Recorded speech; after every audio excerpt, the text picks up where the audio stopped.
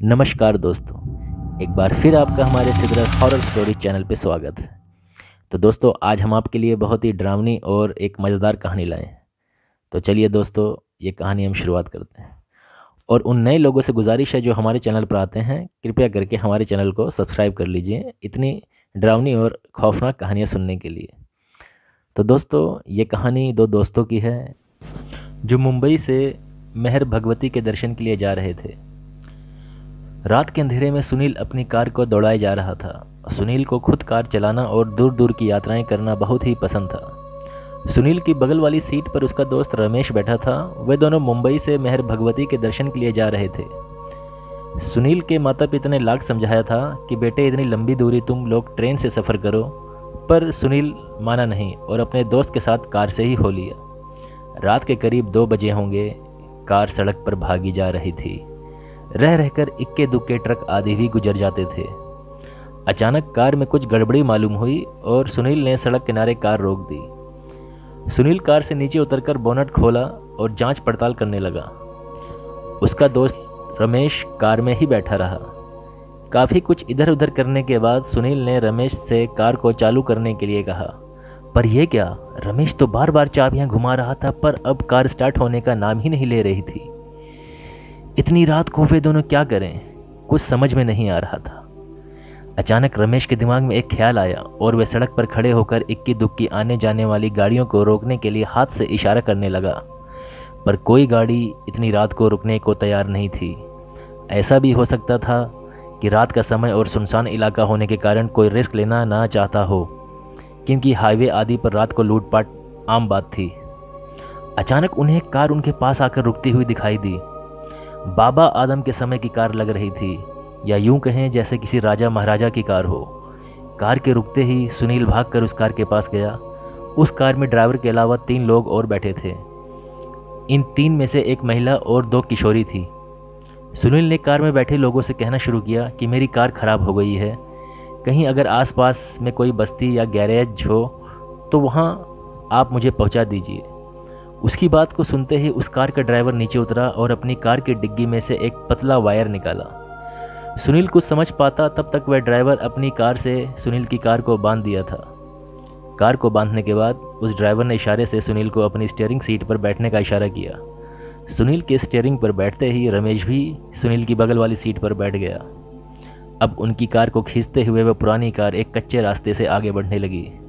सुनील और रमेश निश्चित लग रहे थे। उन्हें किसी भी प्रकार का डर नहीं लग रहा था, क्योंकि इस पुरानी कार के यात्री समृद्ध घराने से लग रहे थे। लगभग 15-20 मिनट के बाद उनकी कार एक पुरानी हवेली के सामने खड़ी थी, जंगल के बिल्कुल बीचों बीच। सुनील और रमेश अपनी कार से उतर चुके थे। दूसरे कार से उनका ड्राइवर निकला और रौबदार आवाज़ में बोला कि आप लोग अंदर चलें, अभी मैकेनिक बुलाकर आपकी कार को ठीक करा दिया जाएगा और उसके बाद आप लोग अपने रास्ते पर निकल जाइएगा। सुनील और रमेश कुछ कहे बिना उस ड्राइवर के साथ उस पुरानी हवेली में प्रवेश कर गए।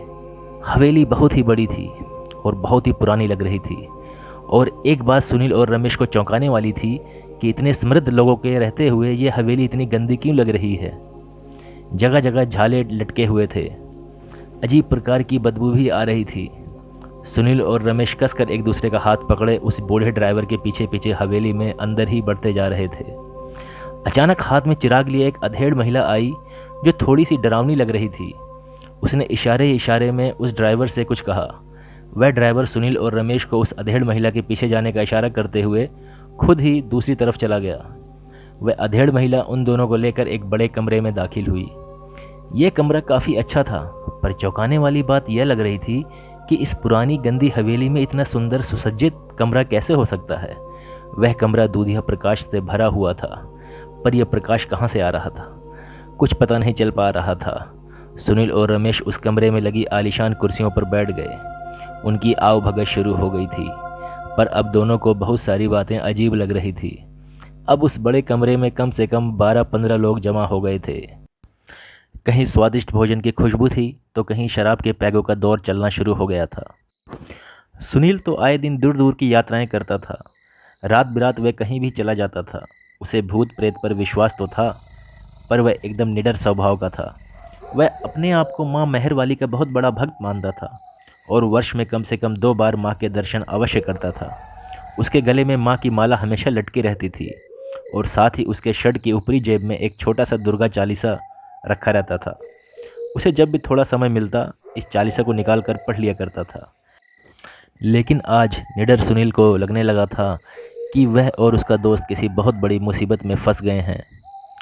उसके आसपास के लोगों का व्यवहार भी काफ़ी अजीब और चौंकाने वाला होता जा रहा था। सुनील फिर भी डरा नहीं और हिम्मत से काम लिया। उसने अपने दोस्त को उठने का इशारा किया और पास में लगे एक सोफे पर बैठने का इशारा किया और इशारे में यह भी कहा कि तुम कसकर मेरा हाथ पकड़े रहना और डरना तो बिल्कुल नहीं। अच्छा, तो यह बात थी। अब सुनील और रमेश जिस सोफे पर बैठे थे वहाँ पास में ही एक आलीशान शीशा लगा था। सुनील कनकी आंखों से रह रहकर उस शीशे में देख ले रहा था। रमेश को अजीब लगा कि सुनील उन कुर्सियों पर से उठकर इस सोफे पर क्यों बैठा। शायद सुनील रमेश के जहन में उठने वाली बात को समझ लिया था। उसने उसे शीशे में देखने के लिए इशारा किया और यह क्या, जैसे ही रमेश ने शीशे में देखा उसकी तो सिट्टी पिट्टी गुम हो गई। डर के मारे उसका चेहरा पीला पड़ गया। दरअसल उस कक्ष में चलते फिरते अच्छे लोग इस शीशे में बहुत ही भयानक लग रहे थे। इतने भयानक कि रमेश का कलेजा उसके मुंह को आ गया। वह पसीने से पूरी तरह भीग गया। शीशे में उसने यह भी देखा कि ये लोग जो पानी या मदिरा पी रहे हैं वह खून जैसा लग रहा है। यह लोग जो खा रहे हैं वह किसी मांस या हड्डियां लग रही हैं। अब तो वह पूरी तरह से परेशान हो गया था क्योंकि उसे लग रहा था कि अब दोनों का बचना असंभव है। अभी वे आपस में ही कुछ बात कर पाते तभी एक बुढ़ा बड़ी बड़ी मूँछों वाला उनके पास उपस्थित हुआ। वह लोई उड़े हुए था और उसके पीछे पीछे 2-3 सेवक टाइप के छोटे भूत थे। वह बूढ़ा मुस्कुराते हुए सुनील से कहा कि आज उसकी पोती का जन्मदिन है। अच्छा हुआ कि आप लोग भी आ गए। हमारी पोती का जन्मदिन धूमधाम से मनाया जाएगा और इसमें शामिल होने वाले सभी लोगों को राजसी कपड़े पहनने होंगे। इसीलिए आप लोगों से गुजारिश है कि पास के कमरे में जाकर अपने पहनावे को बदल लें। यह बात कहते हुए वह बूढ़ा बार बार सुनील के गले में लटकती हुई माला को देख रहा था।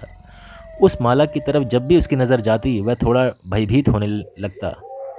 अरे तभी अचानक एक खूबसूरत किशोरी वहां आ गई और उस बूढ़े की ओर देखकर बोली कि दादाजी, इस अवसर पर आप मुझे क्या उपहार देने वाले हैं।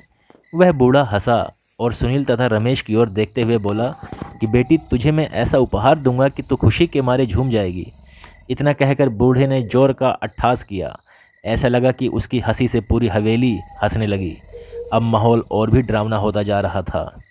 खैर, सुनील ने अपना विवेक नहीं खोया और रमेश का हाथ पकड़कर पहनावा बदलने के लिए पास के बताए कमरे में तेज़ी से चला गया।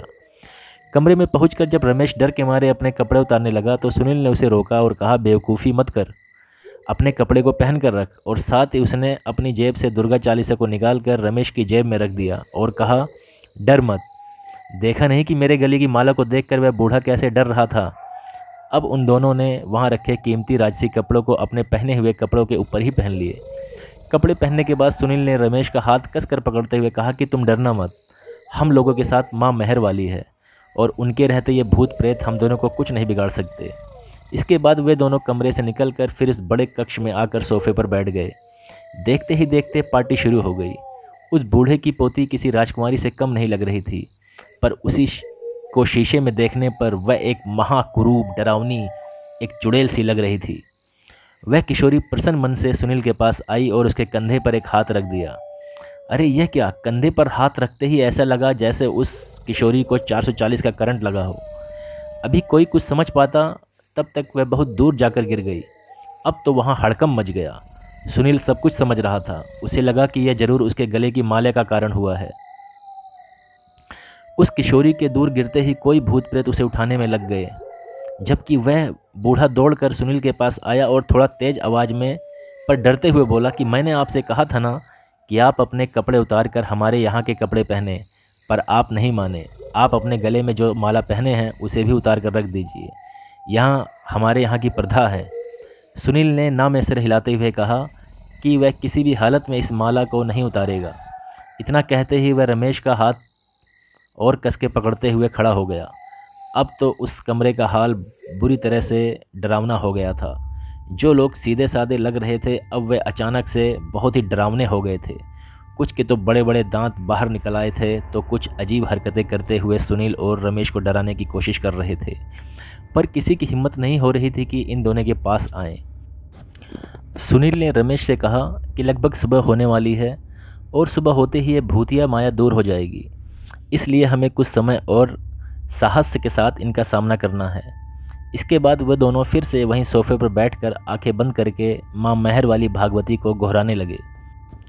उनके अगल बगल में बहुत सारी आवाज़ें चीख पुकार आ रही थी, पर वे इन सब से बेखबर होकर बस माँ का ही नाम लिए जा रहे थे। कुछ समय के बाद अचानक आवाज़ें आनी बंद हो गई। सुनील और रमेश ने जब अपनी आंखें खोल दी, अब वहाँ इन दोनों के अलावा कोई न था। अरे हवेली भी तो नहीं थी, तो क्या ये दोनों सपना देख रहे थे? खैर वे दोनों उठे और वहाँ से चलने को तैयार हुए। सुबह होने वाली थी और सूरज की आभा उस जंगल में धीरे धीरे फैलना शुरू हो गई थी। अचानक सुनील कार के पास गया और दरवाज़ा खोलकर बैठ गया। उसने कार को स्टार्ट की तो वह बिना देर किए चालू हो गई। अब उसके बगल में रमेश भी बैठ चुका था। वे जंगल से बाहर निकलकर एक कच्चे रास्ते पर हो लिए थे। कुछ दूर आगे चलने पर उन्हें एक चाय की टपरी दिखाई दी। सुनील ने वहीं अपनी कार रोक दी और कार से उतरकर उस टपरी पे आ गया।